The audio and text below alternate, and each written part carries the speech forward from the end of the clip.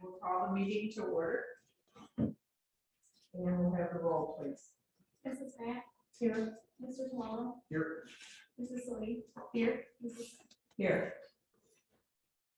And is there a motion to approve the agenda as Ryan submitted it to us? I'll move. Second, Israel, second by Laura. Any discussion? Hearing none, we'll have the roll, please. Mr. Malone, Yes. Mrs. Grant, Yes. Mrs. Lee, yes, Mrs. Sen. Yes. And then we'll move on to the approval of the minutes for our September meeting. Were there any corrections that needed to be made? Anybody? If not, I'll entertain a motion to approve those minutes. Moved by Dora, is there a second? Second. Second by Jackie. We'll have the roll, please. Mrs. Grant, Yes. Mrs. Lee, yes, Mr. Malone, Yes. Mrs. Sen. Yes. We're going to, I don't see anyone here for public participation, so we're gonna move on to the board member liaison reports. I just wanted to report under the president's report that I had meetings with Ryan and I'm sure our lead council, as well as the second meeting with representatives from Budget Community School and Townsend. And I believe the information that we discussed has already been submitted to the board in Ryan's weekly board report. Under my report, I am asking that we consider a work session, an additional session in November. And Jackie, I've checked with Israel and everybody else here. On November 9th, which is a Tuesday, would it be possible for you to meet, let's say, from 5 to 7 on that Tuesday night? Okay, and what you and I will do is you and I, Kelsey and Ryan will meet ahead of time, because the purpose of that meeting is future planning for financial stability as well as personnel. Okay, you said it's November the 9th? Yeah, November the 9th, and right now we're looking at 5 o'clock. We'll kind of see where that falls. So it's going to be here. Yes, it will be here. Very good. I think everyone is receiving the legislative reports from the Ohio School Board Association, so I'm going to move on to finance. Jackie, did you have anything to report today? Okay, and Israel? Move. And Dora? Okay, and I know Kent went to the sponsor meeting. And he's not here to make that report, so Brian, will that be part of your superintendent's report? Yeah, that'd be honest. Next day. Okay, very good. I know Ryan already made a report of that in the weekly update, but we'll look at that. All right, let's move to the treasurer's report then, Kelsey. Okay, if you pull out your board packets, you go ahead and flip past the minutes.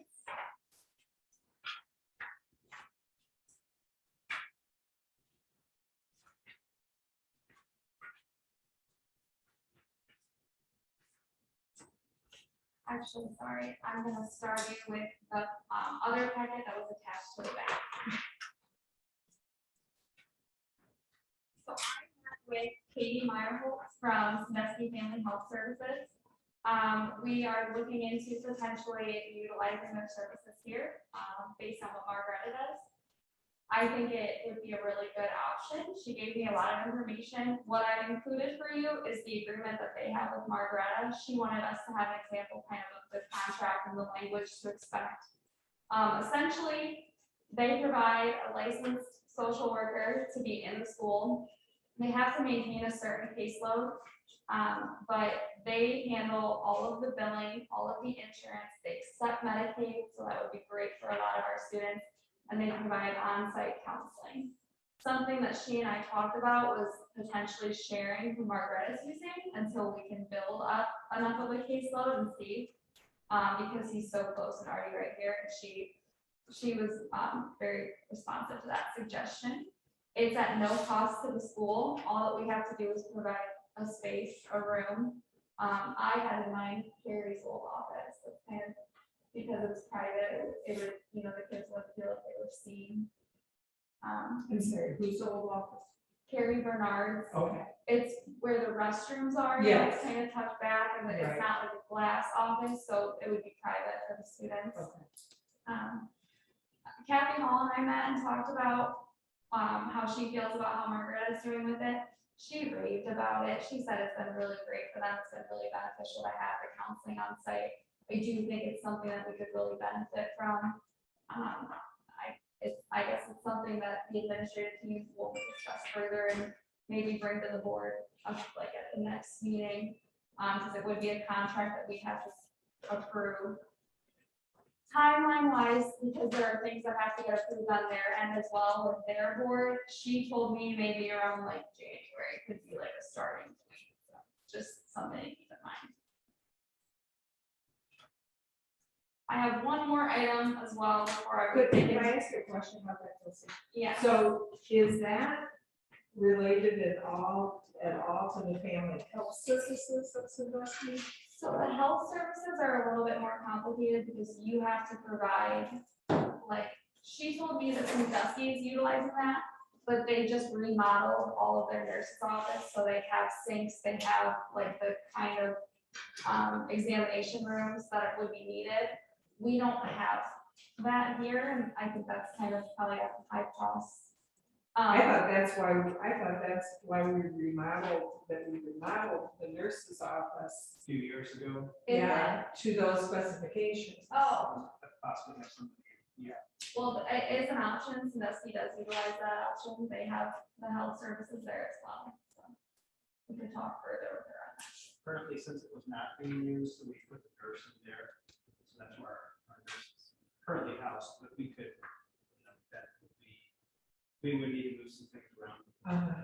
And when is the nurse here? Well, she floats in between the two buildings, but for the most part, I would say that we have a nurse here from like 10 to 1, 10 to 12. Now, our nurse is leaving, she's going to work at Sandusky County, Health Department in Sandusky County. And the health department is going to be replacing her with a full-time person at Margaretta and then a half-time person here. So instead of one person going back and forth, there's been conversation with her as well on this. They're going to have one person there and have to here because what they were finding was that it was a struggle for her to be two places at once. They'd be having an emergency, we'd have an emergency at the same time, and going back and forth is kind of difficult for Sarah. So they're in the process right now of filling those two positions, one at Margaretta, one here, and I'll keep in communication and see where they're at. One of the questions that I received was about how our legal expenses relate to years past. So I ran a couple financial detail reports, and last year in fiscal year 21, from the start of the fiscal year until now, where we're at October 19th, we had spent $41,428. And for that same time period this year, we're at $25,227. So those costs have been significantly cut down so far this year.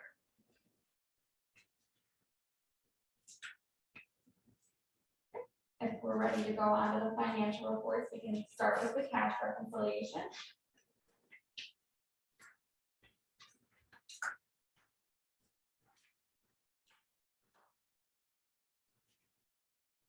So that's the, yeah. Maybe it's right after the minutes. Go the other direction. Yeah. Okay. You probably had it before. There we go. You can see under adjustments, we have an outstanding check balance of $64,408.88. There was also a transfer between accounts for Betty to run payroll, and so that we had to put that in as an adjustment because that money wasn't showing. And we balance at the end of the month with around 2.8 million for our total fund balance. Does anybody have any questions over that?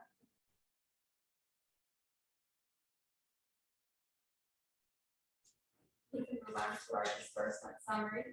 There are a couple of disbursements that I wanted to kind of point out and talk about specifically. On the first page, if you go all the way to the right column and you go down 4, you'll see that our Margaretta bill was significantly higher. That's because we had 2 Margaretta bills. In September, we received the August bill and the September bill together. So we paid 2 bills in September, and that's why that number is so high. If you go down about 8 more, that's our AT&T bill. I just wanted to point out, we discussed that last month, that it was going to be a lower amount, and so I just wanted to point that one out. Good job, good job. That's a good one. We like to recognize the positives. On the next page, a little bit more than halfway down, there's a Jefferson County disbursement for $42,365. That was a really high VLA bill. That's our curriculum, and that's going to tie into something I'm going to touch on in the monthly spreadsheet. So I wanted to point that one out. That's probably the highest bill that we're going to get from them, I would think, for the year. So that was a large expense for the month.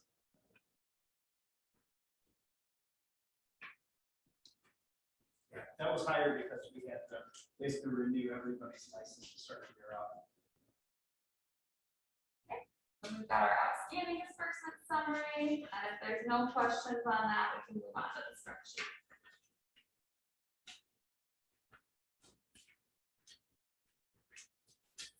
Did you have any questions about the outstanding? On our spreadsheet, you can see our state funding payment was $327,726. I'm in the top right section under September actual. Our career tech funding was $18,224. We got a refund of our prior year expenditure from, I believe it was STRS. They had taken too much. It was some kind of overpayment, so we got that money back. That was nice. Below that, under the expenses, you can see our salaries and benefits were extremely low. That's because what we talked about last month with moving those salaries and benefits into that grant money that was going to disappear at the end of September. So we were able to pay for those previously paid salaries through that grant money. So because that money was moved in September, that's why you're seeing those expenses look so low. A little bit below that, you'll see our supplies was inflated for the month, 183%. That's because that VLA bill was so high. That's coded under supplies. So we don't anticipate that bill to continue to be that high.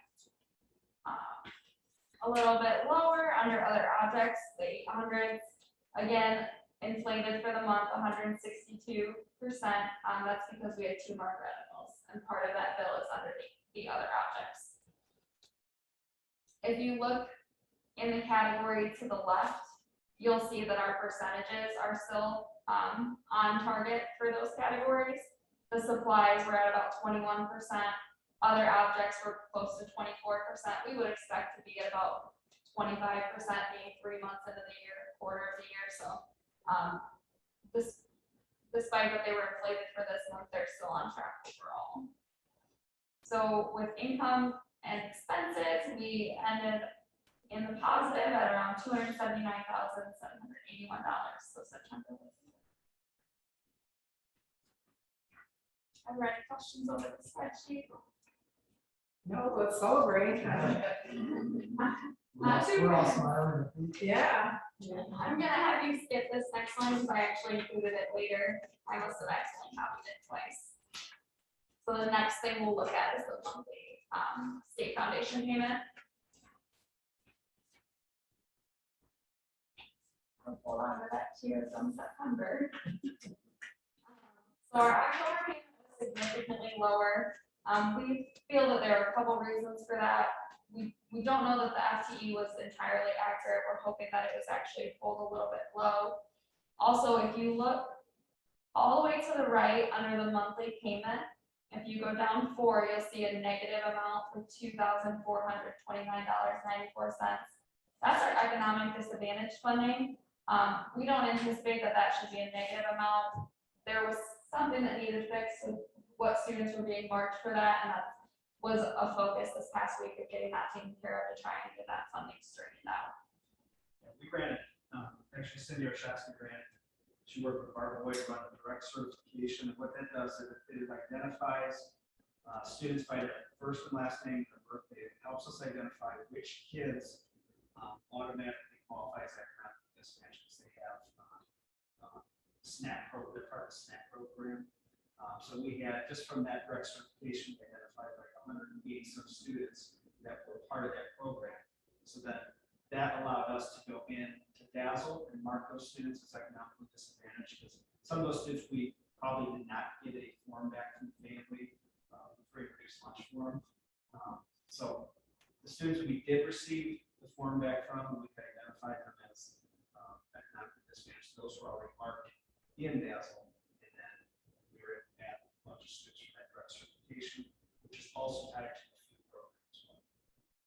So were they already qualified, just we didn't know? We didn't have them identified. We didn't have identities.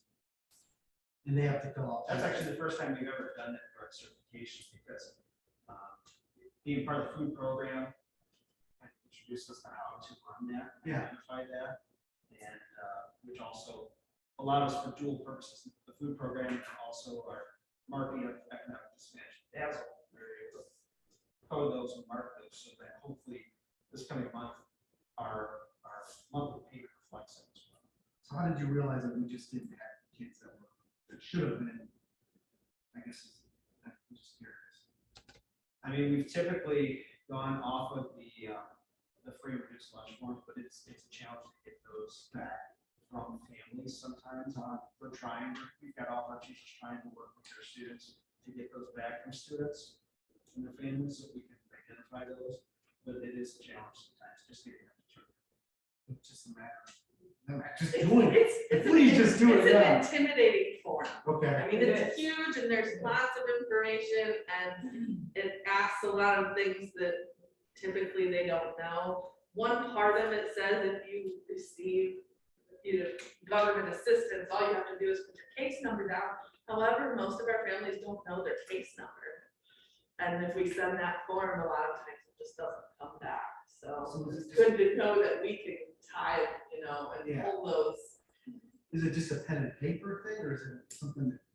It's pen and paper only, so we couldn't even utilize final forms to help us collect that because they actually have to fill it in with, and send it back in. It would be great if it could be built right into final forms and they can electronically fill that out like the rest of their school forms.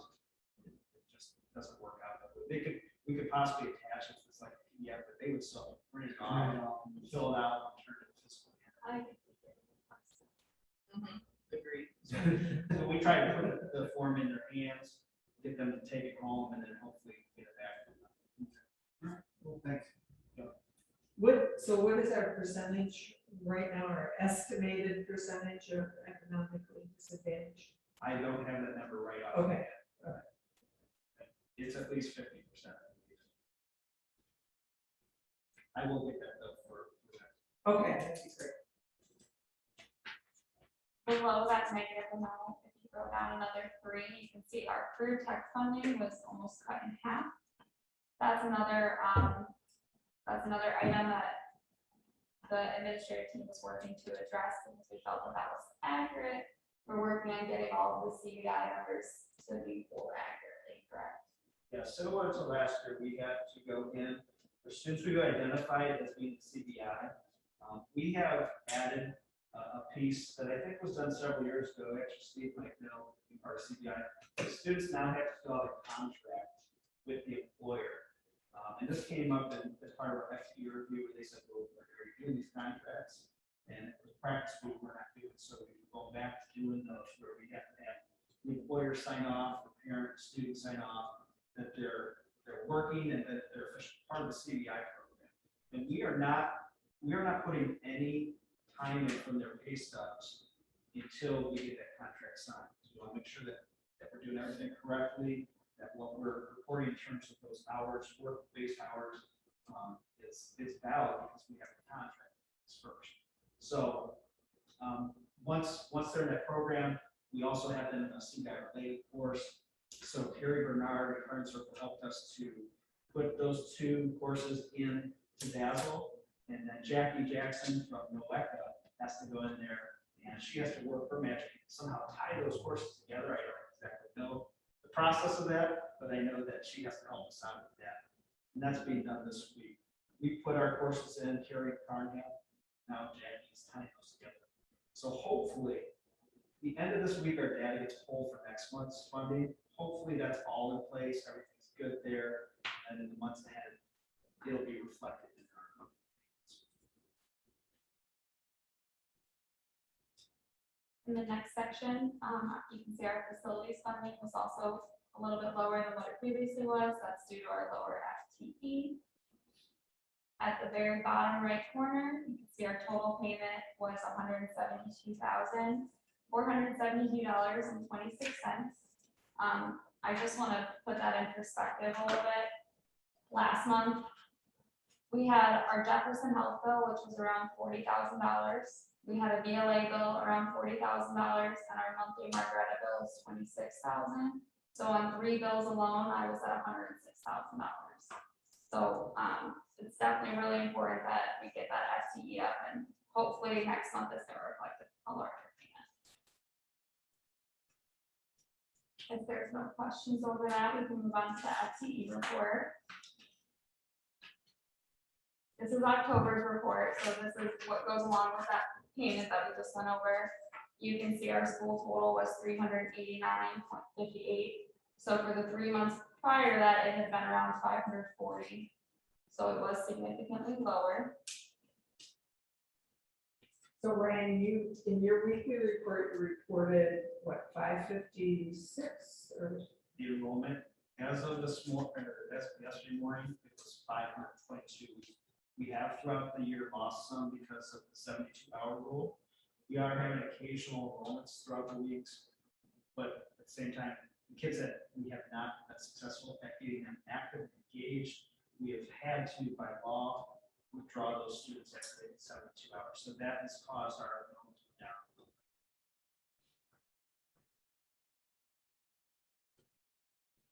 Which is normal, right? It happens, yeah.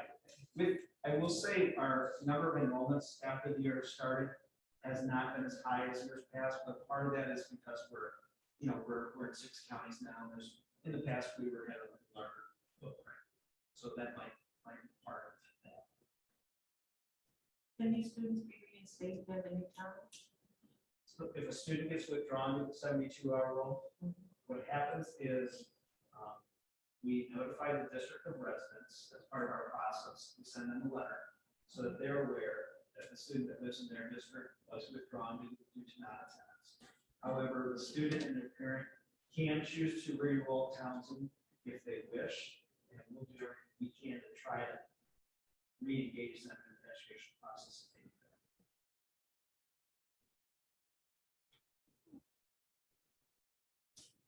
If there's no questions over that. Next, we've got our community school budget. This is similar to the budget created at the beginning of the year. This was done for Margaret specifically to upload in the Epicenter.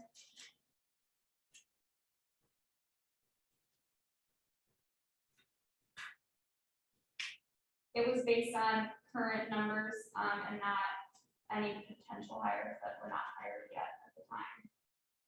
So I know we're considering like 2 new positions tonight, so those are not reflected. So what would be in other? 500, that 500 line, or 800 line, sorry. Part of that is our Margaretta bill. Okay, I'd have to pull to remember off the top of my head the other things that fall under that category from some previous bills, so I can get that to you. okay, no, that's fine. I just wanted to make sure that was the case.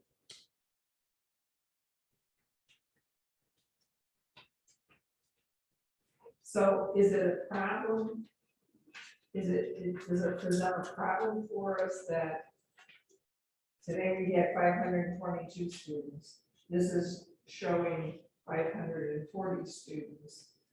I mean, what does that do to us in terms of the state? I don't think that has any direct correlation. It's that amount right there, the student enrollment is, affecting the amount per student that we're spending, so that would just be adjusted.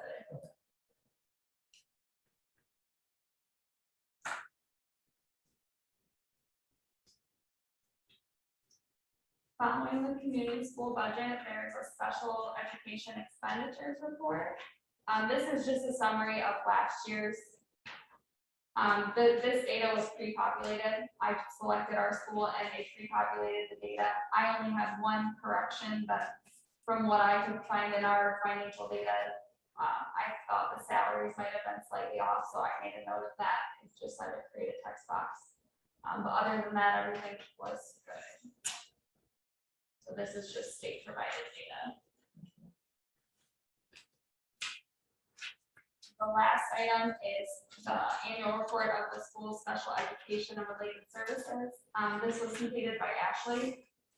And she went through and completed all the information about our special education population, students with disabilities, which ENIS code they fall under,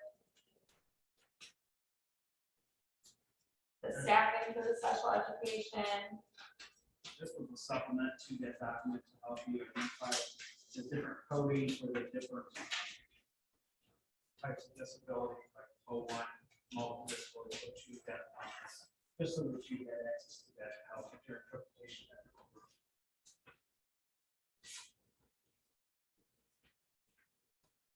And the reason I had asked Ryan and Ashley for that is if you look at this page, if you go to this page, okay, and you look at the first column, it says we have 0 students, and that category is multiple disabilities. So that's what that disability category is based on that other help sheet Israel that you're looking at. Now, if you, and this is the amount, these figures reflect not what we had for the whole year, but what we had at the end of the school year. So we don't really have figures here that show how many kids in the different handicapping conditions we served for the total year. This is only at the end of the year. But what I want to draw your attention to is let's look at number 10, for example. Category 10 is going to be the students with severe learning disabilities. So, or specific learning disabilities. So that's what category 10 is. And you see, we have quite a few students, 137 students in that category. If you look then at, if you look at category 9, we have a fair number of students in that category, and that is students with intellectual disabilities. If you look at category 8, again, we have a significant number of students in that category. 29 at the end of the school year, I'm sure a whole lot more during the school year than that. And that is students with emotional disturbances. So when we think about behavioral health services that Kelsey was talking about before, we really have the justification and the justification for looking at behavioral health services, because just with our special education kids alone, let alone other students that aren't identified in special ed. So I just thought it was important for you to understand what the handicapping conditions are, because that significantly impacts the services that we're providing. know, with us requiring students to be back in the building, one of the things that actually has communicated has been we have a lot of students with anxiety that don't want to be in a full classroom. So that's another thing that I think just having someone here for them to be able to go talk to. Somebody that's designated for that purpose, I think just would be very helpful. So this was at the end of last school year, Yes. right? That's what this is reflecting. So do we think it'll be higher? Just with what you said about just, you know, if you have, you know, students inside. I mean, if that falls under a category, right? Right. I would say that if the enrollment's a little lower, these numbers may drop. However, we talk about anxiety. We've got a lot of kids struggling with anxiety. It's kids not identified necessarily on IEPs. It's general education students as well. It's amazing the number of students we deal with every day that just, they cannot sit in a room with many other students because they just get this feeling of anxiety where students are looking at me or they start thinking that others are having thoughts about them. It's just, we're constantly trying to accommodate for these students, provide a smaller setting, and try to find a solution for those students. But the more and more students you have that have those kind of problems, the harder it is to space them out, run out of space and something. So this is only students that have an IEP. So we're not even talking about kids that are. That's, We're you're absolutely right, Mr. And this was based on the enrollment figure of 1,200. Yeah, well, I was looking at the percentage, you know, this is 21.3. Actually, I asked Ashley that this afternoon, and it's right around 26% right now for this school year. And if we add in the kids that are on 504 plans, which is the plan where we provide accommodations for students who have some kind of impairment that's interfering with their daily function, it's almost 28%. So it's very high, and I really appreciate that Ashley providing that information today as well.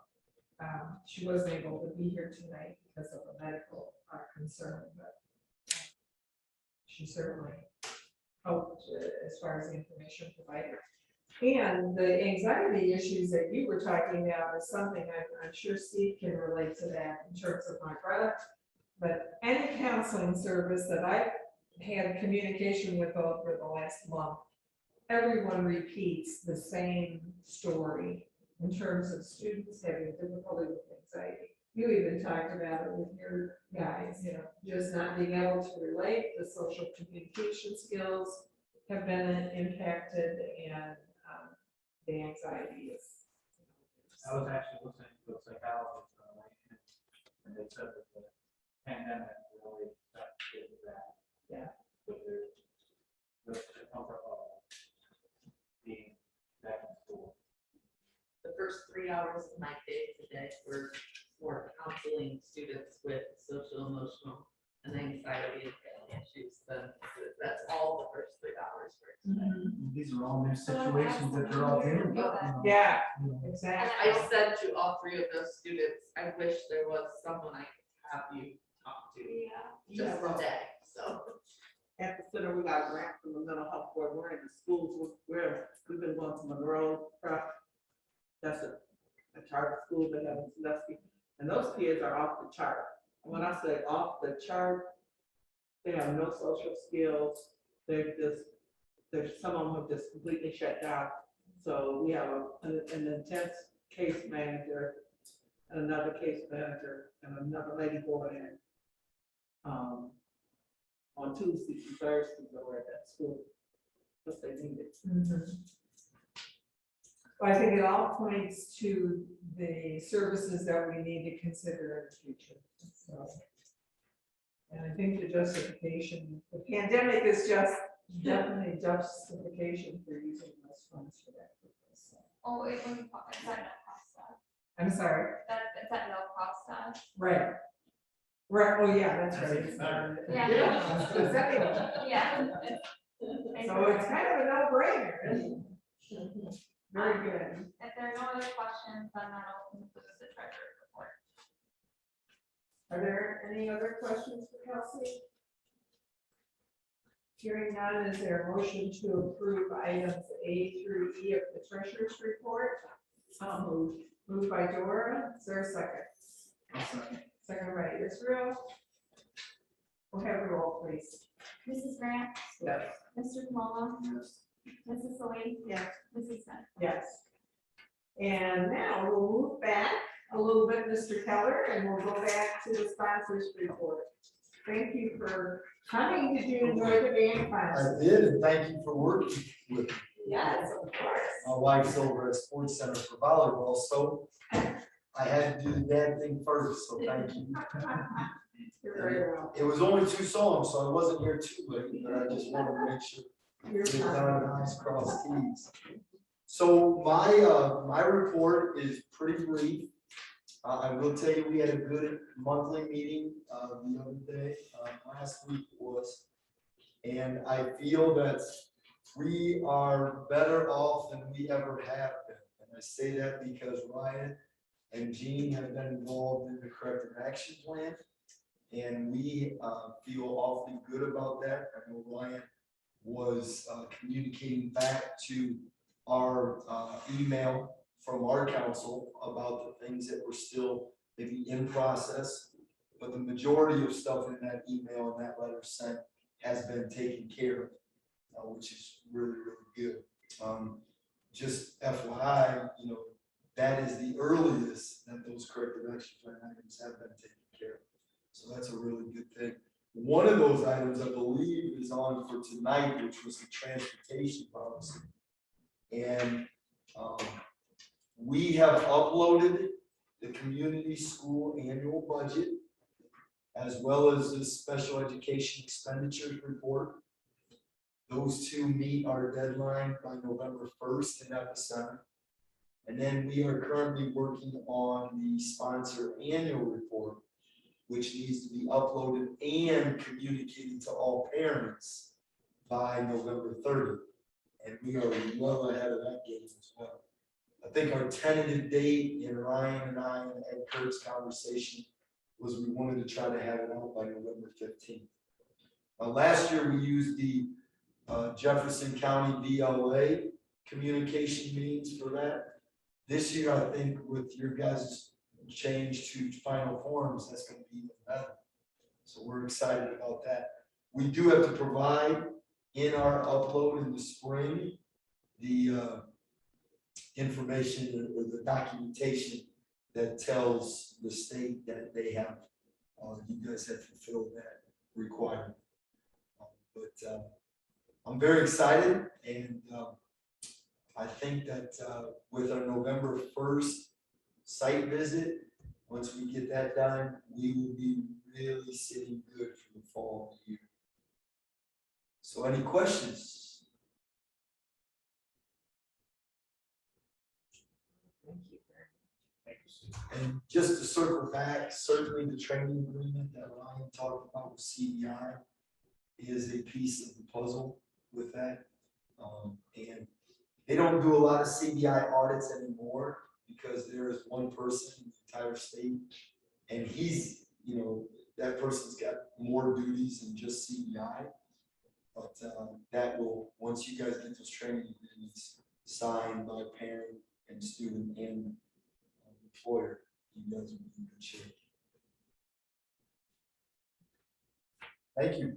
Yeah, Thank thank you you. very much. All right, we'll move on to the superintendent's report and recommendation. Okay. To start off with, I would like to take a look at our state report card. If you take this past year, actually I also shared with my Varese Board of Education last night, doing my monthly report at their board meeting.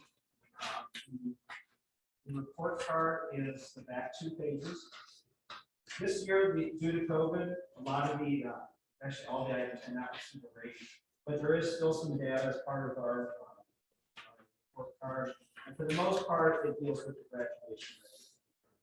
So if we look at the graduation percentages by cohort, we had a 4-year graduation rate of 38%, 5-year of 37.6%, 6-year was 44.4%, our 7-year graduation rate was 48.9%, 8-year rate was 50.1%, and the combined graduation rate was 53.2%. Now, although they did not give a rating for these percentages this year, in a typical year, they're not the same grading scale as they would last year. We would have foreseen exceed standards for all of these categories except the 5-year graduation rate. We would then meet standards for the 5-year graduation. So that's in terms of the standards that are set for drop-off convention schools like us. So overall, looking at graduation rates, they were very solid.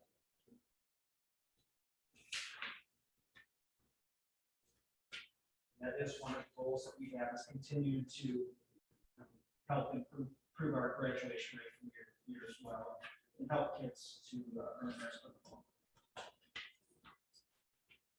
Any questions on the state report card?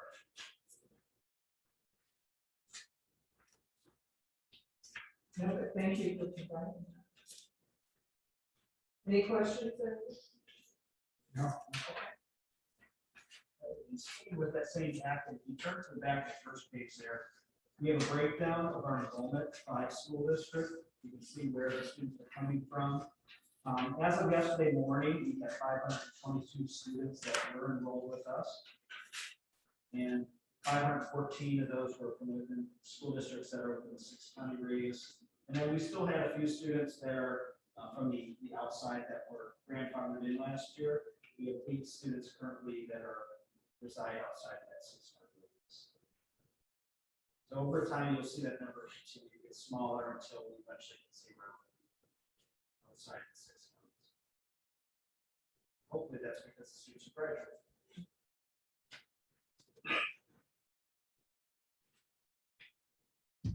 Okay, and at this time, I'm going to pass it over to Dave. He's going to give us a few technology updates. Back of your head.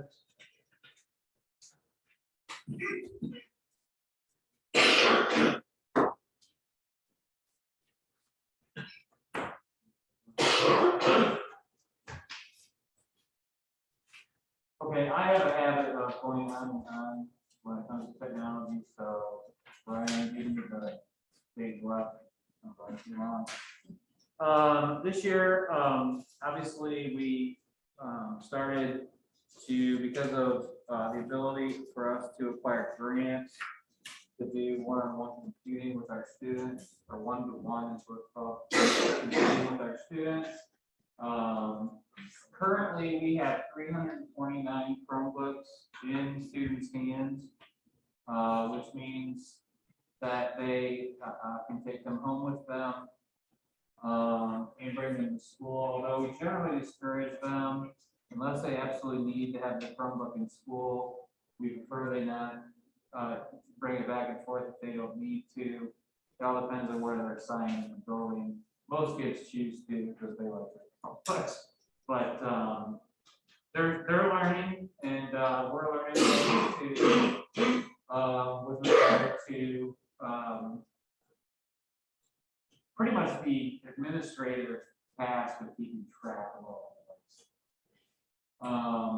So that's kind of a learning process for us. We do have over 100 still in reserve that have not been handed out. And like I said, all of those devices were purchased with federal funds during COVID. As you know, all of our students do all of their academic work in Virtual Learning Academy, so they do have to have a device that is internet accessible to do their work. We did eliminate the Verizon hotspots this year in favor of, because of the grant and the nature of the grant, that came out about a little more than a year ago now. We had to buy devices that could connect directly to the internet. They could not go through a router. They could not be Wi-Fi only. They had to be able to make a direct connection from the device to the internet. So that means site. We had about 12 hotspots out. And I think we have a lot more secure situation now, because now instead of using those hotspots, we've canceled all those contracts, and the devices themselves can connect directly to the internet. So In other words, somebody can't borrow a hotspot from us and then, watch Netflix at home. I mean, they can close the watch it on the computer, but they can't provide internet for their entire household on a hotspot. So that's a better solution, and those things were really small and they're easily broken. It's a much better solution now. I passed out a chart of our bandwidth usage in the building. This is a snapshot taken today. I think it was about 1 o'clock. This is 1:35 actually. It shows you that we are using 300 megabits per second download capacity in the building, which is pretty comparable to some of the larger high schools in your town. So they're being heavily used in the building, which I think is encouraging. And as you can see during lunch, if you look at the top is just the last several hours. From when I took the snapshot, the bottom chart shows you bandwidth usage over 2 days, and it's as predicted. It's dead when there's nobody here. I was glad to see that there's not a lot of outgoing traffic, so nobody's running their personal video server out of our building to their homes. But we did have some issues with connectivity the last month or so, and you may have heard that from some staff members that were frustrated. Initially, we thought that some of our Wi-Fi hotspots were dying because they've been, they're about 7 years old. But that wasn't it. It was our pipe was too small. So it didn't matter if they plugged directly into the wall or they used Wi-Fi. We just didn't have enough bandwidth. So we worked with the WACA and we remedied that situation, and now we have plenty. So everybody's happy, and with me at least, because they can connect to the internet now. I still have some educating to do because I don't think people realize that the internet communication is a two-way street. If they're not pushing their bandwidth up, it doesn't matter how much bandwidth we got coming down. If they can't push it up the mountain, then it's not going to come back down to Townsend. And so I think a lot of the companies that are providing services to schools are having growing pains because their capacity is so much greater now than it was pre-pandemic. So bandwidth, we're in good shape. Brian, I don't know if you were going to talk about the PA system. I can touch on that. You can talk about Okay. Today we had phase 1 of our PA system installed by our security. That capability to do emergency messages that are canned messages throughout the building, like evacuate, we're in lockdown, all clear, things like that. And that's just a button that's pushed. It's a automated voice that does it.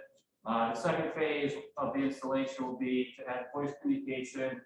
So whomever we need more specific PA type announcements, Ryan or whomever will be able to pick up the phone, dial extension, and talk to the whole building at the same time, which we desperately need. I need the exercise to run around the building and tell everybody what's going on, but in the case of an emergency, I'm not sure. I'm not exactly a world-class sprinter. If you want, after this meeting, you can demonstrate the pre-recorded messages. So there's 4 buttons down in Robin's office right now. They finished installing that part today, and we're testing it this afternoon. So we can hit an emergency button, whether it's a lockdown button or a tornado button or an all clear button. Again, it's an all clear button, and you can it's here as well as throughout the day. I can do a test, so you can hear that. Ryan just wants to hit the button. Yeah. That's it. It sounds like he hasn't done it yet. I've done it several times. We won't be able to reach the buttons either.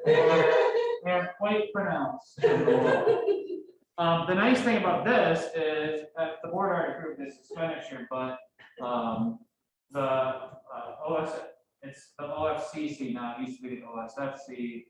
has a security grant that we're applying for. We're gonna hopefully get that paid for. If not, I think we were Payments. gonna pay for the rest. Right.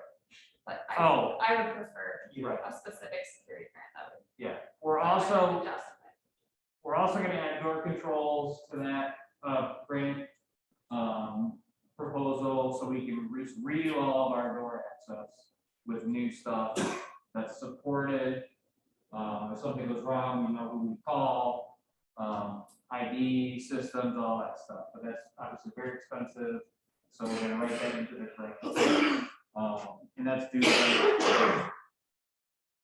Something I wanted to I've been kind of jumping up and down with Kelsey and Brian saying, we gotta keep an eye on our stock of computers that we use for staff and administrative. On the administrative side, all those iMacs look really pretty because Apple just makes a beautiful product, but a lot of them are really, inside, they're very old. The average lifetime of one of the computers on a teacher's desk is about 8 years, believe it or not. I know they all look brand new, it's just that they're beautiful devices and they're sitting on a desk. They're not being thrown into a truck or whatever. Laptops don't look quite as good as the iPad. Let's just put it that way. But we're gonna have to start budgeting to start moving forward with replacing some of the teacher devices and the administrative team's devices, because I mean every day that goes by we're doing more and more work on computers, even more than just even a year ago. So that's something that's coming down the road, and we really do need to start emptying out some of our inventory of. I mean, I have iMacs back in the science lab that they're 10 years old, some are 11 years old. So they're very pretty. They're just not the guts in them. They're just not up to snuff. I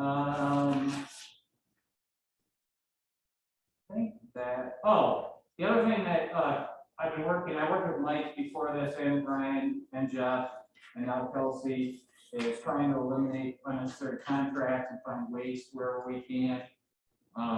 For example, one thing that we jumped on immediately when budget cuts happened is we discovered we had a bunch of cell phones we were paying for that we didn't, they were sitting in boxes, for example. There's various other minor contracts out there that were up for renewal, and every once in a while I'll email Kelsey and say, hey, do you know what this is for? Or, hey, did you get an invoice for this?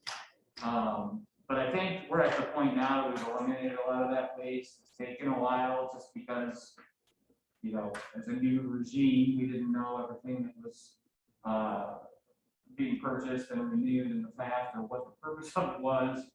But we're really trying to make sure that all of our contracts and all of our renewals, they might be small individually, but they add up over time. So that's kind of where we are with technology.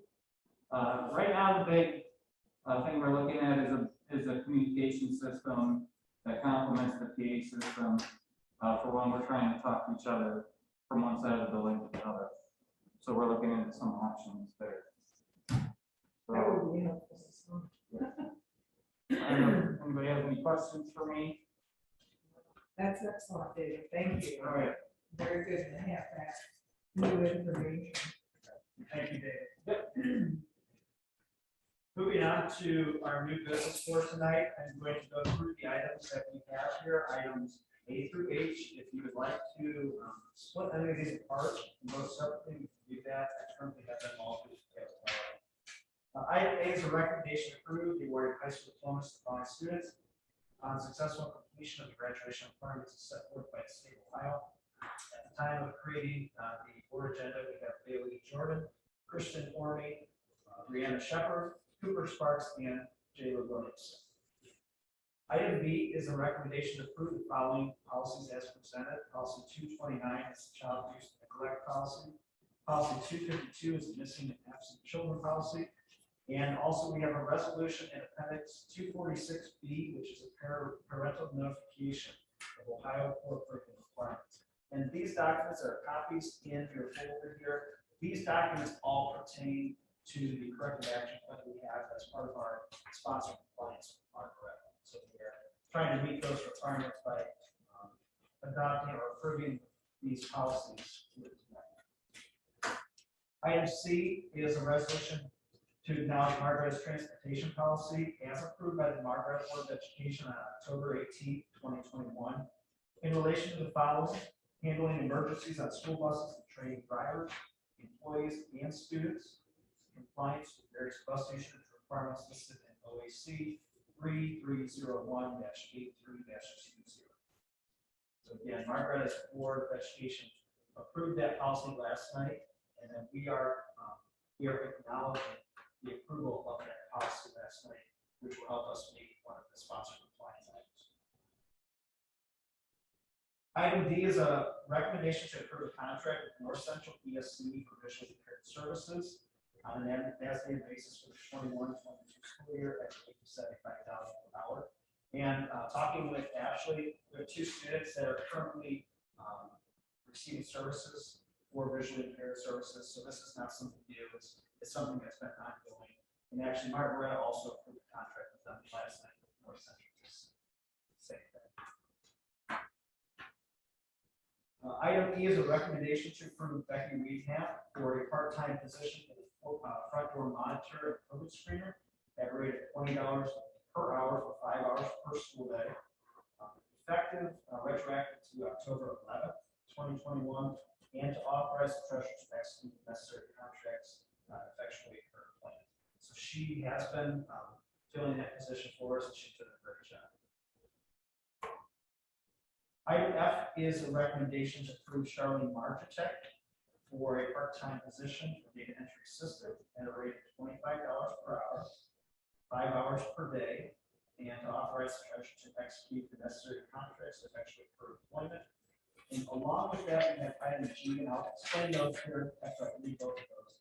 Item G is a recommendation to approve Tori Lewis for a part-time position of data entry assistant at a rate of $25 per hour for 5 days, 5 hours per day, I should say per week, 5 hours per week, and to authorize the treasurer to execute the necessary contracts to effectuate her employment. So we have 2 people here that we are recommending this evening for data entry assistant. We had posted this position, and we received, I believe, over 100 applicants for this position. It was incredible. And we narrowed it down to who we thought were some of the top candidates, and we interviewed them. And these 2, Charlene and Tori, really stood out as extremely strong candidates for the position. And in talking with our team, we identified that we really need to focus in on this area of data entry. And going back to our transition, some of our major transitions, when we went from XD to Dazzle, it was our hope that there would be a pretty smooth transition from getting all of our records to be dumped over into Dazzle and uploaded in a mass upload. Unfortunately, it did not work out the way that we hoped. So there is a lot of manual entry required to get our records from XD into Dazzle. We've been working on that some. We need more resources to get this really up to where it needs to be. And with some of the ESSER funds that we have, we think now is a great opportunity to address this need and try to get ourselves caught up in terms of data entry where we need to be. And that is why we brought the recommendation of 2 part-time positions here for data entry. So Ryan, would you clarify, is it 5 hours per day? It should say 5 hours, let's see, Or Charlene? $25 per hour, 5 hours per day. You're 5 right. That should say, it was right. I'm sorry. Okay. 5 hours per day. It'd be 5 days a week though. And that is 5 days a week? Yeah, it is basically school calendar. Okay. With this, there would be the flexibility for me to offer them summer days if we have a need over the summer as well for data entry.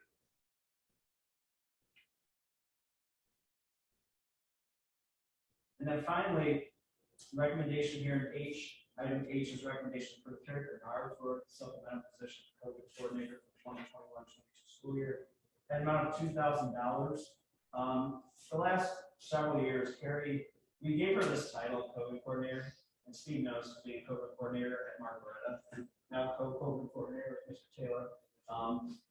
This does take quite a bit of time, especially when you get a positive case or you get a quarantine situation. You got to work with the health department to figure out next steps and filling out reports, and contacting families, and it has put another big workload on Carrie. And we have not compensated her over the past 2 years for this. And I think that with the ability with some of these ESSER funds that we should do that. And compensate her with a $2,000 stipend for this year. She has put in a lot of extra work.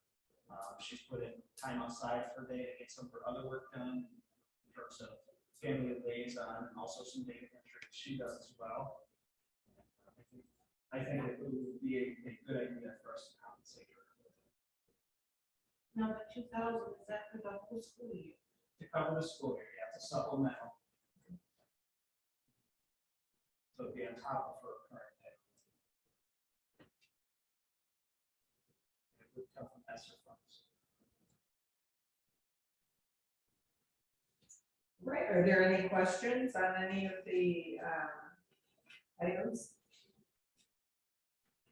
Is there a motion to approve items A through H of the superintendent's report? I'll move. Moved by Israel, is there a second? I'll second. Seconded by Dora. Have the roll, please. Mr. Palumbo? Yes. Mrs. Grant? Yes. Mrs. Salee? Yes. Mrs. Smith? Yes. All right, I don't have a need for an executive session, so I'll entertain, is there anything else from anybody?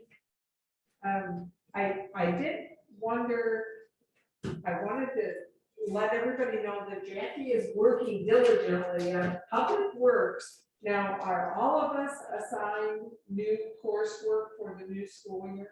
I don't think you have any. I'll have to double check. Okay, I'll just say, I'll regular check. right, I'll have to check. so if you could, and then. You might be up to date, you might be up to date till the spring, because that's what you did at last time. Yes, I'll check with my contacts. okay, if you could, that would be great, I just wanted to. It's bring only that that we to want everyone's to- All right, and we'll confirm the special board meeting, the work session for November 9th. That will be confirmed in the future, so I'll entertain a motion to adjourn. So moved by Dora, is there a second? Seconded by Jackie. All in favor? Meeting is adjourned. Thank you, everyone. Thank you very much.